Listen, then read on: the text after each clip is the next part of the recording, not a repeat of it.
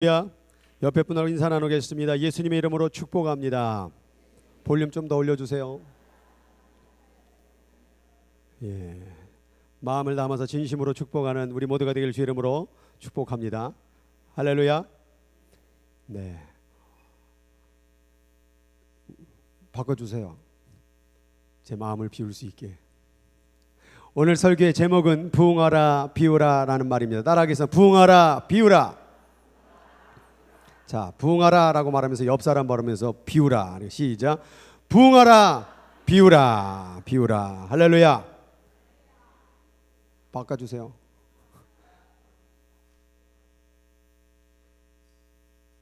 자, 비워야 됩니다. 자, 오늘 성경 말씀 세 번째 부흥하라 비우라 라는 메시지로 오늘 여러분과 함께 은혜를 나누기를 원합니다. 여러분 마음 가운데 무엇이 있습니까? 아무것도 들은 게 없는가 봐요. 비운다라는 것은 하나의 원칙이 있습니다. 채우기 위함입니다. 내가 무언가를 채우기 위한다면 내 마음 가운데 비워야 될 줄 믿습니다. 그런데 우리들 마음 가운데 무언가가 채워져 있으면 무엇을 담을 수 있겠냐 이 말이죠. 그래서 우리들 마음 가운데 비우는 것이 중요한 거예요. 이 비우지 아니하면 하나님께서 은혜를 주실 수도 없고 하나님께서 복을 주실 수도 없고 주신들 그것을 누릴 수 있느냐 이 말이죠. 그래서 우리를 마음 가운데 이 비움이 너무나도 중요하다라는 거예요. 이 비운다라는 것은 자신의 생각과 방법을 내려놓는 걸 얘기하는 거예요. 다른 말로 내려놓는다, 때로는 내가 죽어진다라는 표현을 하고 있는 거예요. 그래서 우리들 지난주에 말씀 가운데에서 우리가 이 비운다라는 말씀 가운데 가장 중요했던 사실이 뭡니까? 어찌하여 우리는 이 귀신을 쫓아내지 못하였나이까? 어찌하여 우리는 이 문제를 만나였나이까? 어찌하여 우리는 이 문제 때문에 고통을 당하고 있습니까? 그때 예수께서 뭐라고 말했습니까? 기도에는 이런 이유가 나갈 수가 없다. 어찌하여 이 문제를 해결할 수 없나이까라는 그 가운데는 세 가지의 원인이 있어요. 뭡니까? 첫 번째는 지금까지 했던 것은 아무런 의미가 없다라는 거예요. 지금껏 사용했던 방법들, 지금껏 사용했던 지식들, 지금껏 사용했던 모든 힘들, 능력들이 지금은 이 문제 앞에서는 아무런 소용이 안 되는 거예요. 그동안에는 자 문제를 해결해 왔는데, 그동안에는 자 이 모든 문제를 주 안에서 해결해 왔고 나름대로 노력도 해결해 왔고 자신의 힘으로 해결해 왔는데 오늘은 안 되는 거예요. 어찌하여 이 귀신을 쫓아내지 못하였나이까라는 그 말은 오늘 그 문제를 만나게 된다라는 거예요. 두 번째는 해결할 수 없는 문제를 만난다라는 거예요. 내일쯤이면 해결되겠지 한데 해결이 안 되는 거예요. 며칠 지나면 해결될지 않는데 해결이 안 되는 거예요. 해결할 수 없는 문제를 만나게 된다라는 거예요. 제자들은 그 전에 병도 고쳤고 또 귀신도 쫓아냈고 나름대로 일들을 처리해 왔습니다. 근데 해결할 수가 없는 거예요. 이 문제는 지금까지 했던 거 방법이 안 통하는 거예요. 그리고 내일이 지나도 이거를 해결할 수는 실마리가 보이지 않는 것이죠. 세 번째는 점점점 세상은 악해지고 어려워진다는 사실이에요. 그래서 이게 오늘 문제를 해결할 것 같고 나름대로 애썼는데 그 문제가 오늘로 끝나는 것이 아니라 계속해서 또 펼쳐진다는 사실이에요.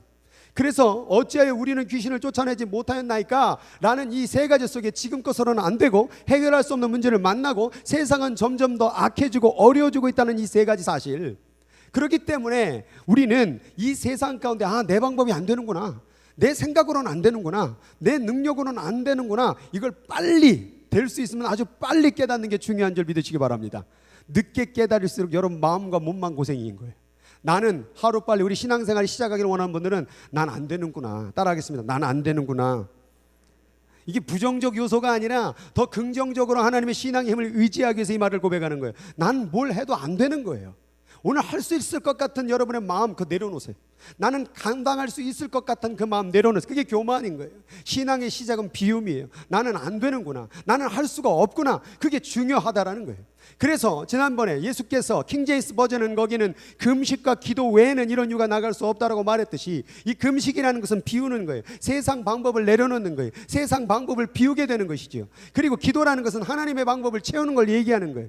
신앙은 항상 이 두 가지 코드로 이루어지는 거예요. 비움과 채움.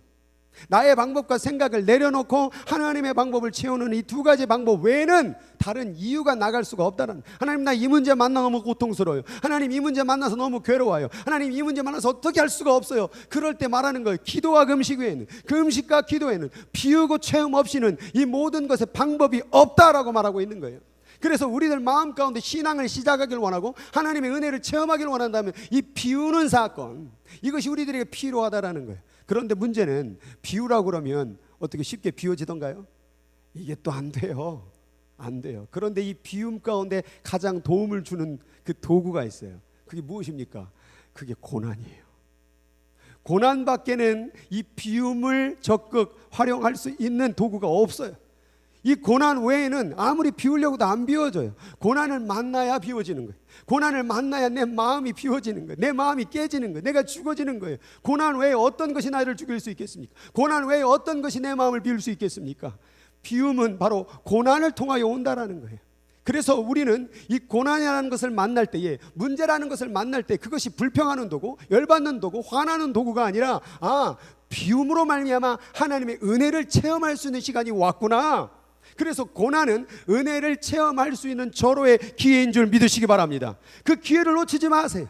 힘든 일이 벌어질 때, 내가 기대하지 않는 일이 벌어질 때에, 그리고 문제의 강도가 더 깊어지면 깊어질수록 오히려 하나님의 은혜 가운데 비워지고 채워줄 수 있는 은혜를 경험하니 오히려 고난은 내게 축복이 되는 줄 믿으시기 바랍니다. 이번에 어저께 말씀 가운데 그런 말씀을 했어요. 다니엘 기도회에서 고통이라는, 축복이라는 것은 고난의 옷을 입고 우리들에게 찾아온다. 고난의 옷을 입고, 고통의 옷을 입고 축복은 찾아온다라는 거예요. 그래서 그 옷이 벗겨지는 그날에 그 감추어진 축복이 그 고난을 통과하게 되면, 그 고난을 지나가게 되면 그것이 더 없는, 이전에 가질 수 없었던 축복으로 바뀌게 된다라는 거예요. 그래서 예수께서는 자기 십자가를 지지 않고 나를 따라오는 것은 결단코 제자가 될 수 없다라고 말하고 있는 거예요. 제자라고 말하면은 예수님 제자만 생각하는데, 여러분 저기 있는 제자와 우리가 말하는 크리스천, 그리스도인과 무슨 차이예요? 차이 없어요. 제자, 예수님 따라다니고 배우는 자, 그리스도인, 그리스도인께 속한 자, 그리스도를 따라가는 자, 제자나 그리스도인이나 같은 거란 말이죠. 다시 말하면 누구든지 자기의 십자가를 지지 아니하면 그리스도인이 될 수가 없어라고 말하고 있는 거예요. 여러분들이 그리스도인 되길 원한다면 여러분의 생각, 여러분의 방법, 여러분의 모든 것들을 내려놔야 돼요. 비워져야 돼요. 그래야 그리스도인이 되는 거예요. 그래서 십자가 져야 된다는 거예요. 십자가라는 것은 나를 비우는 최고의 도구가 되는 거예요. 예수 그리스도께서 어디로 가셨습니까? 십자가를 지고 죽는 길로 갔단 말이에요. 어느 누가 죽는 길로 가겠습니까?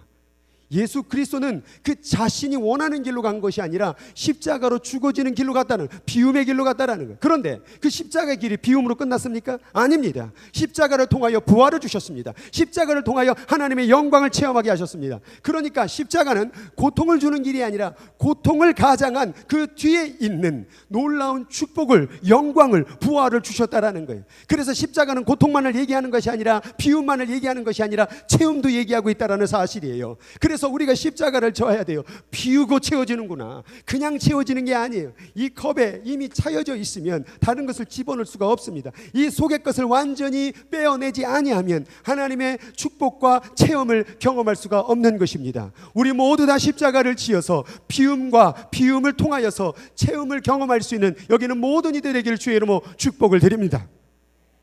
이 뜻 가운데 우리는 왜 비워야 되느냐? 가장 첫 번째 이유가 있습니다. 우리는 이런 하나님의 뜻을 위해서 비우는 것입니다. 하나님의 뜻을 위해서 고통을 감내하며 좁은 길을 감내하며 이 길을 가는 것입니다.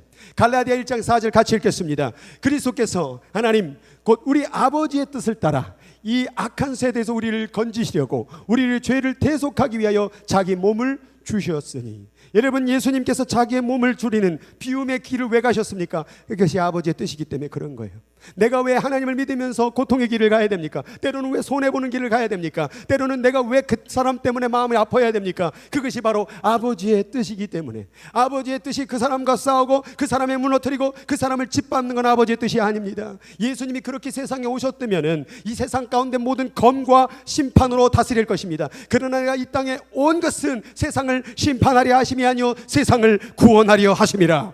여러분, 예수 그리스도를 믿는 그리스도인이라고 한다면 여러분의 삶도 세상을 심판하고 판단하고 저지하는 것이 아니라 세상을 구원하기 위하여 사는 삶을 살 때 그것이 비움을 통한 체험의 역사를 경험하는 우리 모두가 진정한 그리스도인이 될 줄 저는 믿습니다.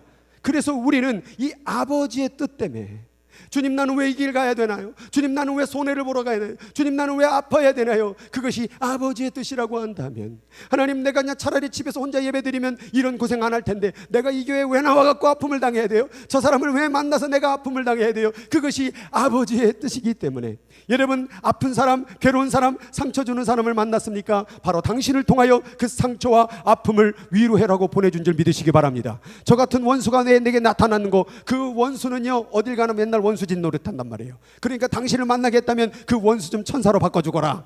그런 뜻이 하나님 안에 있는 줄 믿으시기 바랍니다.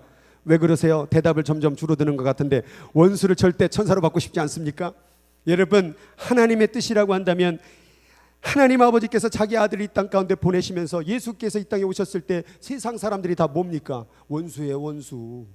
그런데 그 원수 사랑하려고 이 땅에 오셨습니다. 성경에, 어디 성경에도 너를 사랑해주고 너를 아껴주고 너에게 예의 있게 대하고 너에게 좋은 일을 한 사람을 사랑하라는 말은 없습니다. 성경에 원수를 사랑하라고 그랬습니다. 여러분, 사랑의 대상은요, 자기를 좋아하고 사랑해주는 사람이 아닙니다. 그거는 누구나 다 해요. 안 믿는 사람도 다 해요. 그건 기본적으로 해야 되는 거예요. 사랑의 대상은 원수예요. 여러분, 원수를 사랑할 때에 그게 진짜 사랑이 시작되는 거예요. 가장 사랑하기 힘든 사람, 가장 받아들이기 힘든 사람, 가장 내 마음 무너뜨린 사람을 사랑할 때에 그것이 진짜 이제 첫걸음 걸어가는 거예요. 자기 좋아해주고 자기 대접해주고 자기 아껴주는 사람 사랑하는 건 누구나 하는 것이죠. 근데 그것은 사랑이 아니에요. 그냥 그 사랑을 받았을 뿐인 거예요. 여러분, 진짜 사랑의 시작은 내 마음 가장 아프게 하는 원수 사랑, 내 마음 가장 힘들게 하는 사람을 사랑하는 길이, 그게 바로 진짜 사랑의 길인 거예요. 그게 바로 아버지의 뜻인 거예요. 그래서 빌립보서 2장에는 이런 하나님의 사랑을 전하기 위하여 이런 말씀을 하십니다. 너의 마음 안에 이 마음을 품으라. 곧 그리스도 예수의 마음이다. 그 마음은 어떤 마음입니까? 그는 근본 하나님의 본체시나, 그 얘기는 하나님하고 같은 존재였다는 얘기예요. 그런데 하나님과 동등해요.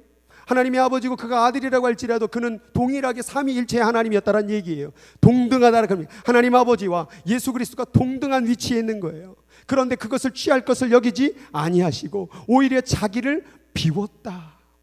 저 영어 성경에는 make himself nothing, 자기를 nothing으로 만드시사, 자기를 아무것도 아닌 존재로 만드시사 종의 형체, 노의 형체를 가지사 사람들과 같이 되셨고, 여러분, 사람이 되셨다라는 것은 단순히 문학적 표현, 아름다운 표현이 아니라 자신이 노예의 형상을 가지고 이 땅에 온 거예요. 이것은 마치 대통령이 여기 샌프란시스코 한 홈레스가 되는 것보다 더 비하하는 표현인 거예요. 예수님은 그 길을 가셨어요. 왜? 아버지의 뜻이기 때문에. 그 노예의 모양, 사람의 모양으로 나타나시고 자기를 낮추시고 죽기까지. 비우는 게 그냥 조금 비우는 게 아니라 완전히 낮아지고 죽어지는 것, 십자가의 길을 가셨으니 그 십자가의 죽으심이라. 이게 비움이에요. 여러분, 이 마음으로 살면요, 미워할 사람 하나도 없고요, 원수 하나도 없고요, 하나님이 가장 기뻐하는 삶을 살게 되는 거예요. 아이고, 나보고 왜 죽으라고 그럽니까? 열받아 죽겠는데. 여러분, 그래서 그렇게 살아보니까 어떠세요? 마음이 편하세요? 희한하게 원수 갚고 내게 아픔 준 사람 공격하고 따지고 비방하면요, 내가 행복한 게 아니라, 내 마음이 평안한 게 아니라 잠이 안 와요. 답답해요. 더 괴로워져요. 그런데 이 길로 가면은 더 편안히, 더 감사히, 더 하나님께 감사하며 살아갈 수가 있다라는 사실이에요. 이 길이 힘들지만, 이 길이 괴로운 길이지만, 마음을 비우는 길이 쉽지 않지만, 이 길이 정작 나를 살리고 사람을 살리고 가장 행복한 길인 줄 믿으시기 바랍니다. 우리는 왜 비우는가? 두 번째는 가치 때문에 비우게 된다는 겁니다. 열왕기상에 보니까 솔로몬에 대해서 얘기하는데, 그 솔로몬이 잠언 3000가지를 말하였고, 여러분, 잠언이라는 것은 명언이에요. 여러분, 그러한 것을 오늘날 말하려고 한다면요, 철학과 인문학을 공부해야 잠언 명언이 나오는 거예요. 그러니까 3000가지의 명언을 말하였고, 그의 노래는 1005편이었어요. 여러분, 1005개의 노래를 만들려면 음악을 알아야 되고 가사를 지을 수 있는 시적인 그러한 은사가 있어야 돼요. 그런데 솔로몬은 1005개의 곡을 작곡을 했어요. 그러니 오늘 예술문학을 공부하게 된 것이죠. 그리고 그가 초목에 대하여, 식물에 대해서 연구를 했는데, 백향목부터 가장 좋고 아름다운 귀한 나무서부터 우슬초, 잡초까지 그것을 연구했다고 되어 있어요. 그러니까 오늘날로만 이 식물에 대해서 완전히 통역을 한 거예요.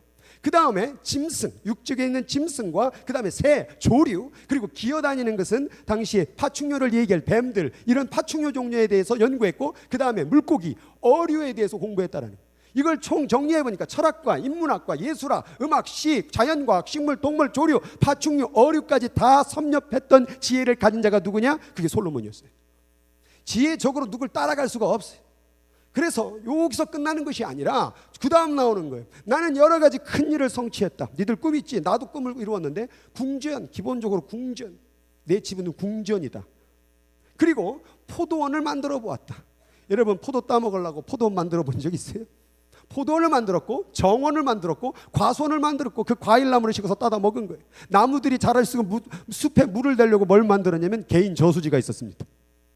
개인 저수지를 활용할 만큼 그만큼 광대한 과수원이 있었다는 사실. 심지어 남녀 종 사들이기도 했고 거기서부터 시종, 거기서부터 또 아기를 낳은 거죠. 또 종의 숫자가 늘어나는 거죠. 그러니까 셀 수 없는 종들이 있었다라는 거예요. 이러한 놀라운 부 여기서 끝나지 않습니다. 또 지금까지 예루살렘에 살던 어느 누구 일찍이 그렇게 해본 적이 없을 만큼, 예루살렘에 살던 어느 누구 일찍이 그렇게 해본 적이 없을 만큼 많은 소와 양과 가축 떼를 가졌다. 집에서 키우는 개 한두 마리가 아니에요.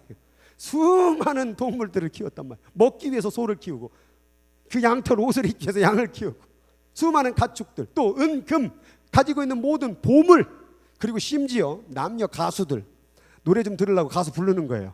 여기 좀 돈 좀 있으신 분들 가수 좀 집에 불러 수 있어요? 가수를 불러다가 노래도 듣는 거예요. 심지어 남자들이 좋아하는 첩첩도, 저희 성경이 참 재밌어요. 남자들이 좋아한대요, 첩첩을. 남자들이 좋아하는 첩첩을 약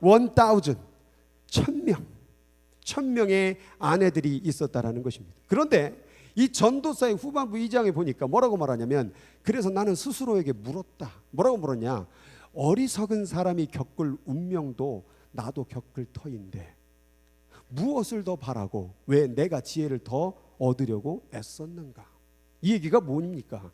어리석은 사람도 운명 죽을 터이고 이렇게 많은 것을 가져도 죽을 터인데 걔나 나나 별반 없이 죽는데 그 잠시 얼마나 행복해 보겠다고 살고 애써왔던 나의 삶은 도대체 무엇을 얻기 위함인가? 결국 이 세상에 많은 것을 가져도요 가치가 없다라는 말이에요. 그것은 잠시 그 순간뿐이에요. 여러분 좋은 차를 사고 좋은 집을 사고 좋은 환경을 갖는 것은 편안함은 줄 수 있지만 평안을 가져다 주진 않아요. 좋은 차가 행복을 가져다 주진 않아요. 좋은 집이 행복을 가져다 주진 않아요. 왜 그렇다고 한다면 부자들이 이혼하고 왜 가정들이 깨지겠습니까? 여러분 세상의 것은 우리에게 평안을 가져다 주지 않습니다.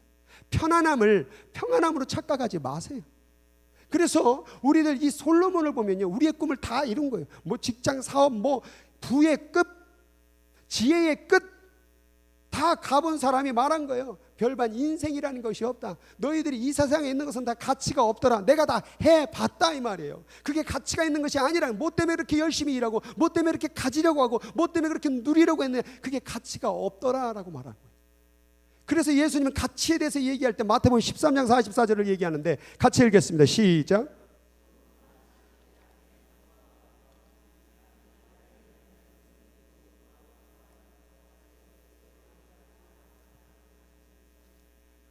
어느 한 일꾼이 일을 하고 있었습니다. 밭에서 일을 하고 있었습니다. 그런데 갑자기 뭐가 걸리는 거예요. 이게 뭘까 파봤습니다. 근데 보화가 들어있는 거예요. 그래서 그것을 발견하고 숨겨두고 기뻐하면서 들어가서 자신의 모든 소유를 다 팔아다 그 밭을 샀습니다. 그 밭은 돌짝밭이었습니다. 그 밭은 쓸모없는 밭이었습니다. 근데 왜 샀을까요? 바로 거기에 보화라는 가치가 있었기 때문에 그런 것입니다. 여러분 왜 비우는 줄 아십니까? 왜 예수님 때문에 손해보는 길을 가시는 줄 아십니까? 왜 예수님 때문에 그 비움의 길을 가는 줄 아십니까? 바로 가치가 있기 때문에 그런 거예요. 내가 비워도 이곳에 가치가 있기 때문에, 내가 비우고 손해보고 아파도 이곳에 내게 정말 가치를 둘 만한 보화가 있기 때문에 내가 비우는 거예요. 여러분 고난을 겪고 어려움을 겪고 좁은 길을 가는다고 말하고는 여러분들이요 이곳에 보화가 있기 때문에 이 보화의 가치를 위하여 내 희생과 아픔도 감수해내어 그 끝내는 그 보화를 쟁취하는 우리 모두가 되기를 주의 이름으로 축복합니다. 여기서 멈추면 안 돼요. 조금 힘들다고 멈추면 안 돼요. 끝까지 가야 되는 거예요. 보화가 내 손에 쥐어질 때까지, 하늘나라의 보화가 하늘나라가 내게 쥐어질 때까지, 구원의 여정이 끝날 때까지 절대 포기하지 마시기 바랍니다. 신앙생활은 끝까지 가야 되는 거예요. 끝까지. 여기서 포기하면 안 돼요. 조금 힘들다고 포기하면 안 돼요. 여러분 이곳에 하나님의 보화가 있는 줄 믿습니다. 이곳을 끝까지 포기하지 않고 이곳에서 기도하고 함께 예배하고 함께 섬기고 함께 하나님 나라를 이루어가 보십시오. 이 도시 가운데 이 교회를 통한 하나님의 놀라운 보화 같은 역사들이 일어날 줄 저는 믿습니다. 그렇기 때문에 우리가 21일 동안 다니엘 기도를 하면서 이곳이 보화임을 믿고 기도했던 거예요.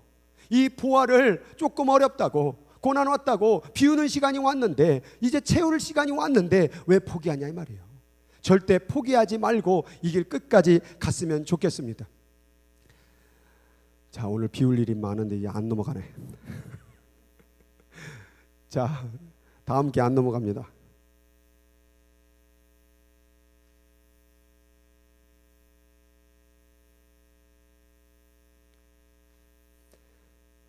세 번째는 살리기 위해 비운다입니다. 내가 비우는 게 뭘 살릴 수 있을까? 과연 살릴 수 있을까? 여러분, 오늘 본문 말씀을 잘 보세요. 에베소서 4장 22절부터 24절이에요. 여기에 너희는 유혹의 욕심을 따라 썩어져가는 구습을 따른 옛사람을 벗어버리래요. 이게 뭡니까? 비우라는 거죠. 뭘 비울까요? 바로 옛사람의 방식을, 세상 사람의 방식을 비워버리라는 거예요. 그래서 심령이 새롭게 되어 하나님의 따라 의와 진리와 거룩함을 지으신 어떤 사람을 입으라고요? 새 사람이 되라는 거예요. 새 사람. 하나님이 원하시는 이 비움 가운데에서 우리가 가장 해야 될 일이 뭐냐? 옛사람의 방식이에요. 세상 사람의 방식이. 이 땅을 딛고 살면서 우리가 자꾸 착각하는 거예요. 문화화돼 버리는 거예요. 그 세상의 방식대로 살아가는, 그것을 그대로 이 가운데, 교회 가운데 갖고 오는 분들이 있어요. 그러니까 교회에서도 자꾸 싸우게 되는 거예요. 하나님이 원하는 것은 교회에서 세상 방식을 갖고 오는 걸 원하는 게 아니에요. 이 교회라는 것은 하나님의 나라의 방식이 이루어야 될 곳이 되어야 될 줄 믿습니다.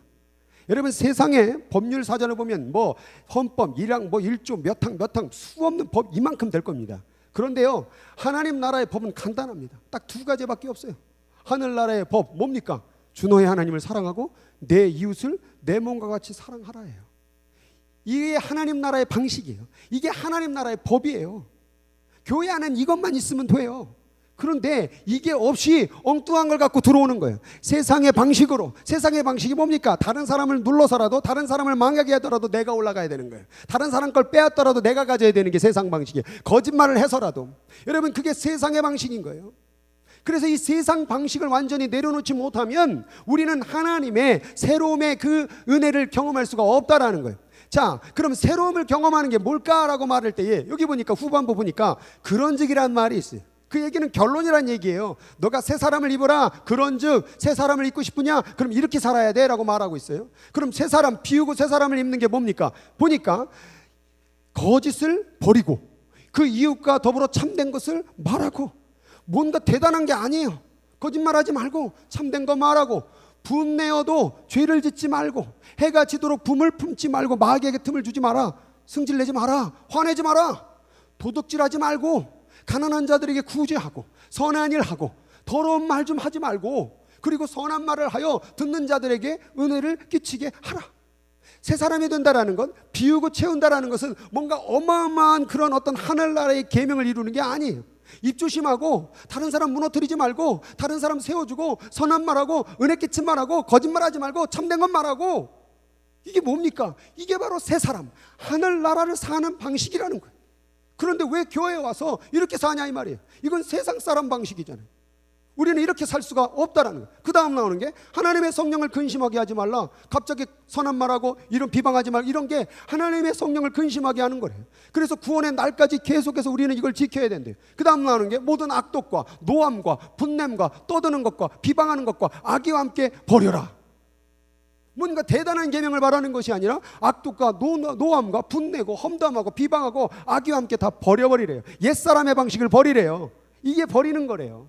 그리고 친절하게 불쌍히 여기며 서로 용서하며 하나님께서 너희를 용서하신 같이 하라. 용서하고 지내라. 결국 새 사람을 입는다라는 게 뭡니까?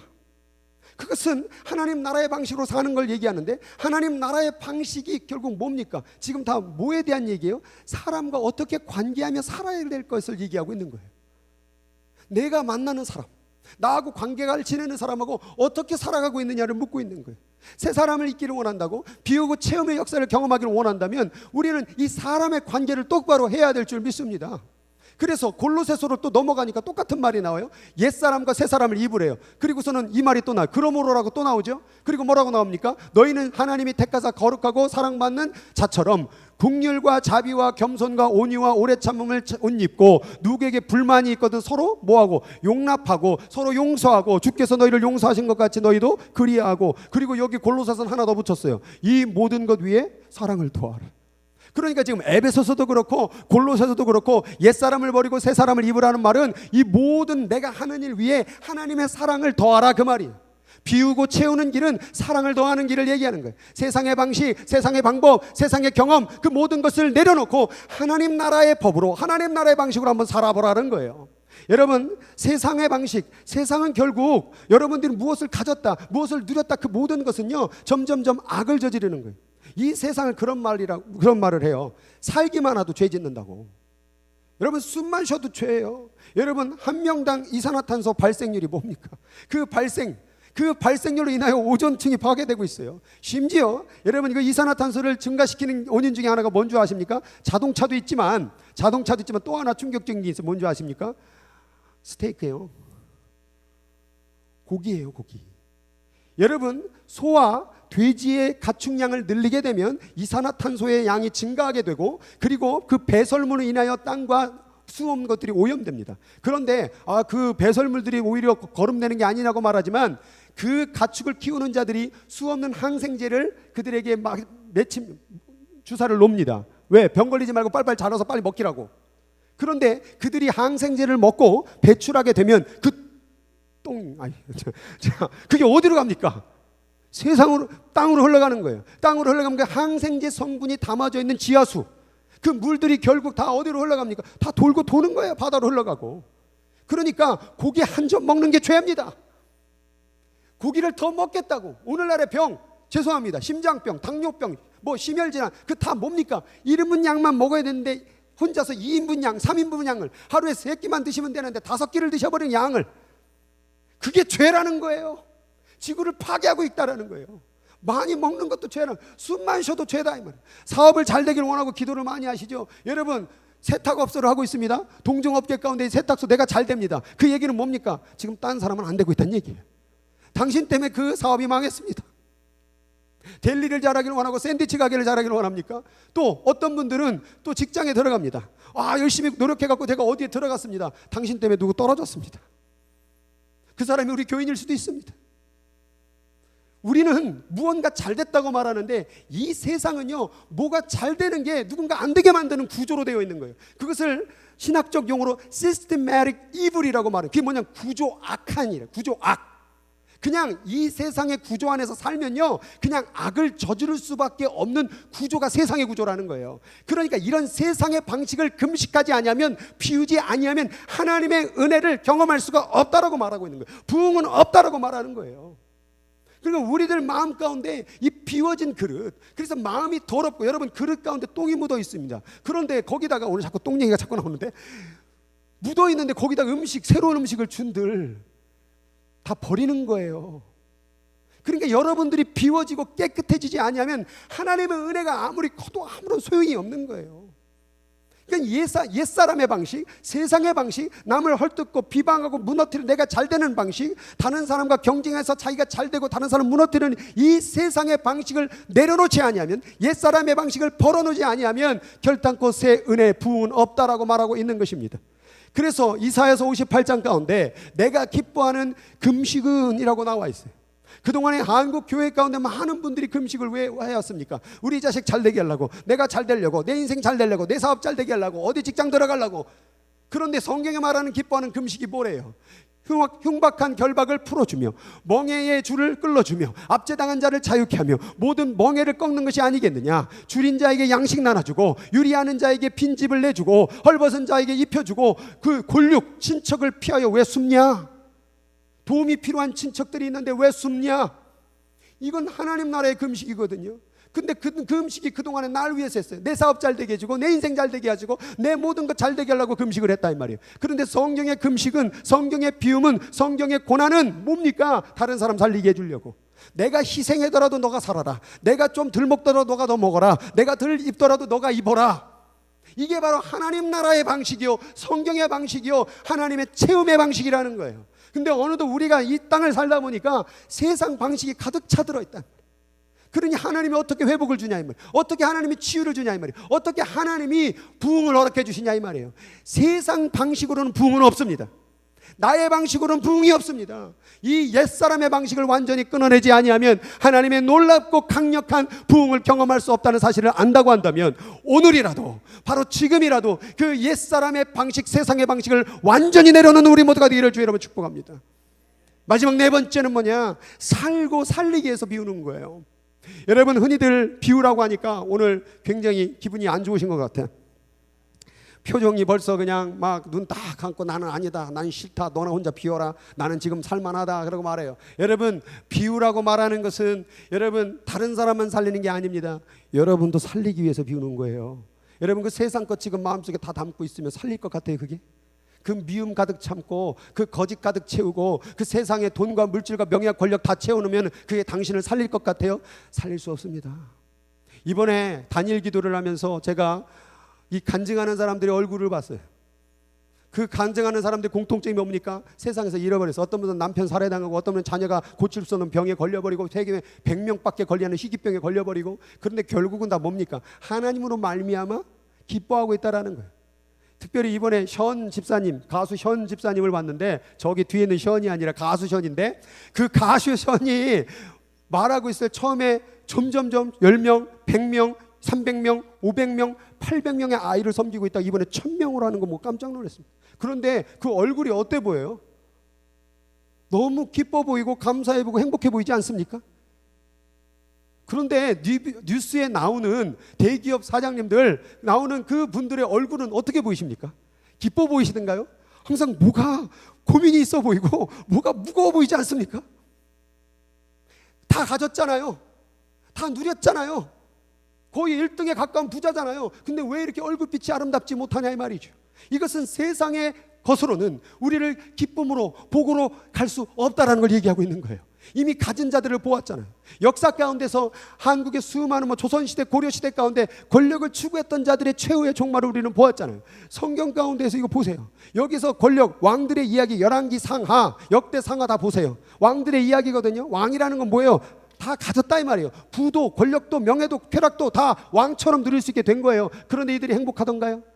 이들의 결말이 아니게 됐군. 결국 세상의 것은 행복을 가져다 주지 않더라. 그러니 오늘 우리 것 세상으로 살고자 하는 것을 비우고 하나님의 방식으로 한번 살아가 보자. 그래서 나도 살고 너도 살고 그 얘기하고 있는 거예요. 비우는 것은 여러분 죽이려고 말하는 거 아니에요. 여러분 괴롭게 만들려고 하는 게 아니에요. 당신 살리려고 말하는 거예요.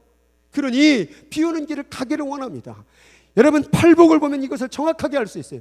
팔복은 두 개의 구조로 나눠져 있습니다. 그래서 심령의 가난함과 의의 줄이기까지를 얘기하는 것은, 저것은 비움을 얘기하는 거예요. 자, 보세요. 심령이 가난하다라는 것은 정말 가난한 자는 아무것도 없는 것이죠.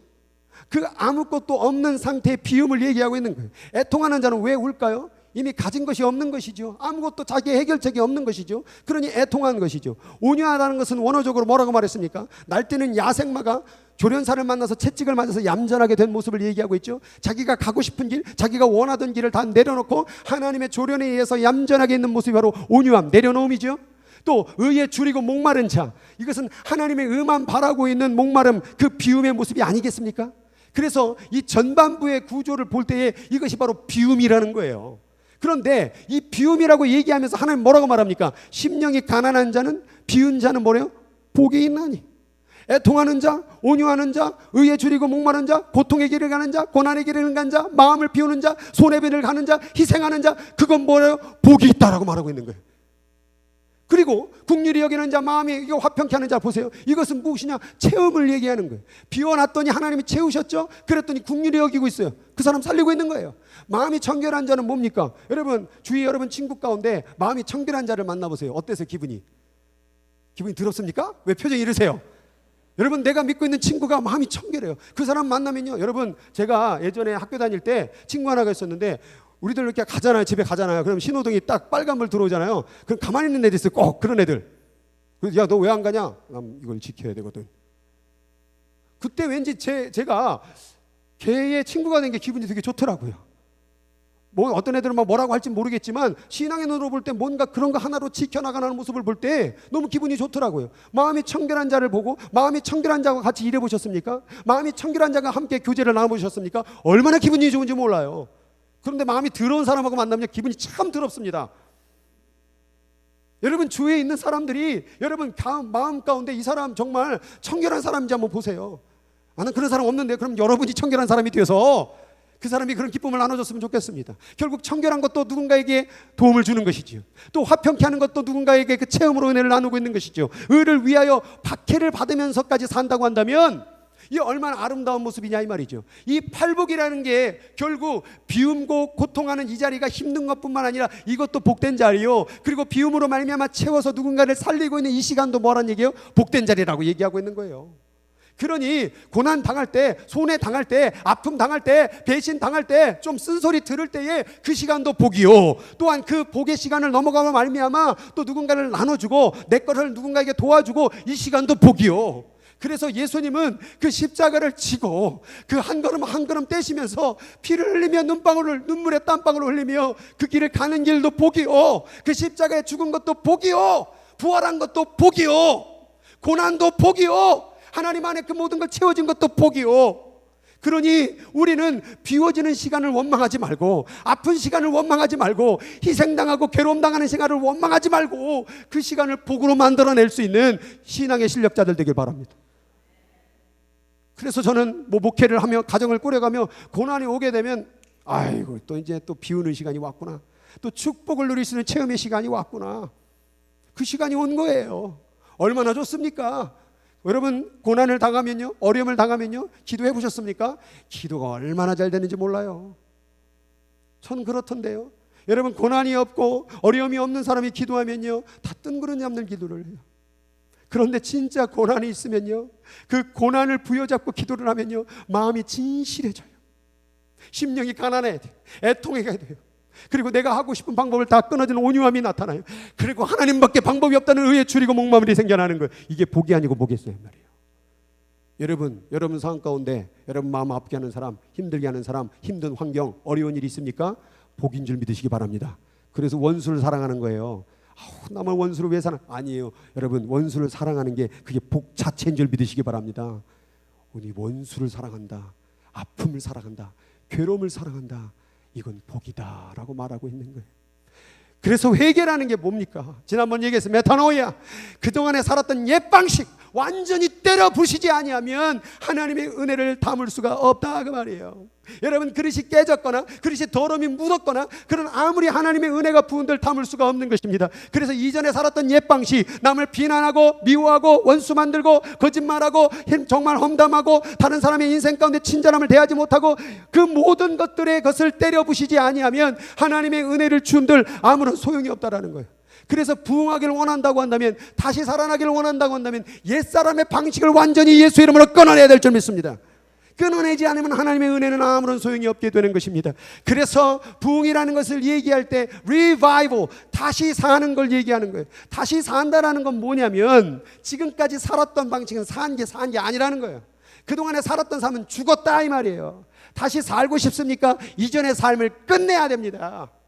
그래서 그런즉 누구든지 그리스도 안에 있으면 새로운 피조물이라, 이전 것은 다 끝났다, 보라 새 것이 되었도다. 왜 자꾸 아직도 세상의 방식을 아직도 붙잡고 사냐 이 말이에요. 그래서 행복해요? 그래서 잠 잘 주무십니까? 기도가 잘 나옵니까? 하나님의 은혜가 넘칩니까? 안 되잖아요. 그러면 이전에 살았던 삶을 끝내세요. 그래서 새 포도주는, 새 은혜는, 새 축복은, 새 회복은 낡은 부대에 넣는 사람이 없다라고 말하고 있는 거예요. 그건 넣어봐야 만일 그렇게 하면 새 포도주가 부대를 터뜨려 버린다. 포도주를 처음 발효를 시킬 때 가장 발효력이 센 게 초기예요. 그때 발효력이 셀 때 헌 부대를 사용하면 그 새 포도주로 인하여 헌 부대가 찢겨지는 거예요. 그럼 어떤 일이 벌어집니까? 포도주도 버리고 부대도 버리는 거예요. 하나님의 은혜를 주어 봐야 지금의 옛 방식의 부대로서는 하나님의 은혜도 버리게 되고 너도 버리게 된다 그 말이에요. 그러니 새 포도주는 어디에 담아야 돼요? 새 부대에 담아야 되는 거예요. 여러분들이 새 사람이 돼야 되는 거예요. 이전의 방식을 끊어야 되는 거예요. 완전히 메타노이야. 때려 부시지 아니하면 옛사람의 방식으로는 하나님의 은혜를 준들 아무런 소용이 없다라는 거예요. 그래서 부흥하길 원합니까? 비우라. 부흥하길 원합니까? 비우고 채우라. 고난의 길 가라. 어려운 길 가라. 정말 답답한 길도 가라. 그 길이 너의 채우는 길이 될 것이다. 그걸 붙잡고 기도의 동기로 삼아라. 여러분, 고난은 기도의 에너지입니다. 고난은 하나님을 향한 부르짖는 기도의 에너지가 될 것입니다. 그러니 그 고난인 것을 꼭 붙잡고 내어버리지 말고 불평하지 말고 원망하지 말고 이해할 수 없어도 그걸 붙잡고 하나님께 올라갈 수 있는 기도를 드린다면 하나님이 응답하는 기도를 드릴 수 있는 간절한 기도를 드릴 수 있는 기회에 오니 제발 비우는 시간을 원망하지 말고 비우는 시간을 답답해하지 말고 그것을 복으로 여길 수 있는 믿음의 실력자들이 되길 주의 이름으로 축복합니다. 사람의 방법으로 해결하지 마세요. 사람 찾아다니지 마세요. 사람 가운데 자신이 해결해 보려고 이런 말 저런 말 해봐야 더 꼬이게 될 것입니다. 하나님께만 말하세요. 그리고 내가 이전의 방식을 완전히 끊어버리고 하나님의 방식으로 이 문제를 해결해 나겠나이다. 그때 새 포도주의 역사가 일어날 때에 우리는 그 안에서 부흥을, 우리 가정의 부흥을, 우리 교회의 부흥을, 이 나라의 부흥을 이뤄 가실 줄 저는 믿습니다. 여기 있는 모든 분들이여 비우고 채우는 역사를 경험하여 하나님의 모든 복을 누릴 수 있는 여러분 되기를 바랍니다. 그리고 비우는 시간 원망하지 마세요. 비우는 시간, 희생하는 시간, 좁은 길 가는 시간 원망하지 마세요. 그 좁은 길을 지나가면 이제 형용할 수 없는, 측량할 수 없는 넓은 길이 보이게 될 것입니다. 예수 그리스도께서 그 길을 가신 거예요. 그 길이 자기가 죽는 길이 아니라, 그 십자가의 길이 죽는 길이 아니라 영광의 길임을, 하나님의 역사를 드러내고 진정한 인생의 목적을 발견하는 길, 그것은 좁은 길이요 비우는 길, 그 길을 내가 가겠습니다. 그렇게 오늘 결단하며 나아갈 수 있는 여기는 모든 이들이 되기를 주의 이름으로 간절히 부탁드리겠습니다. 기도하도록 하겠습니다. 오늘 같이 기도합시다. 그동안의 삶